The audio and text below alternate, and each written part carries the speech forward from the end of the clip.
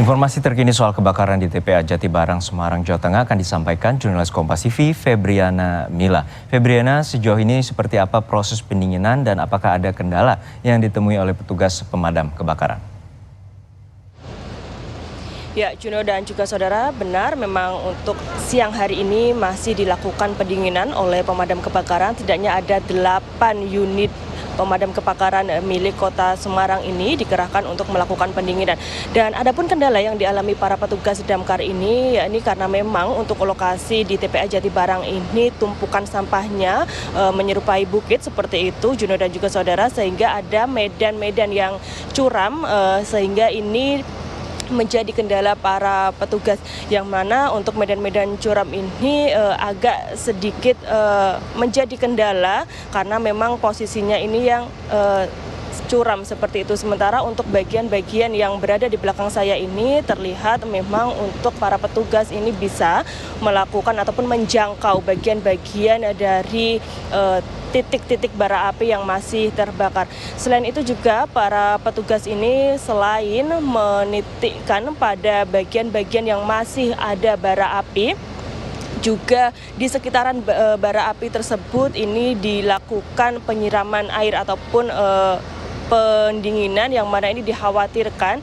jikalau para pemadam ini hanya fokus pada memadamkan api ataupun bara yang masih ada, namun ditakutkan bara yang masih berada di bawah ini menjalar melalui bawah kemudian merembet ke sampah-sampah kering yang lainnya, sehingga dikhawatirkan luasan dari TPA Jatibarang ataupun luasan dari kebakaran ini semakin melebar, karena memang untuk saat ini diketahui sudah 5 hektar dari lokasi TPA Jatibarang ini yang berimbas terbakar akibat adanya percikan api yang kemarin pada jam 2 siang ini mulai muncul dan kemudian melebar hingga ke arah bawah dari TPA Jatibarang.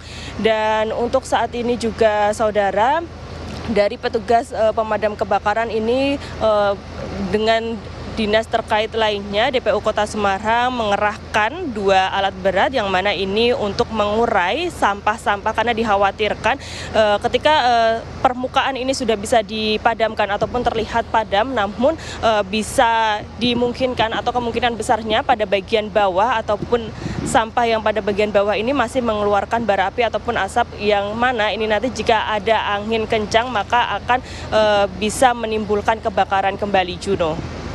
Ya, Febriana, saat ini setelah berhasil dipadamkan, lalu bagaimana dengan aktivitas di TPA Jatibarang? Apakah sudah kembali normal?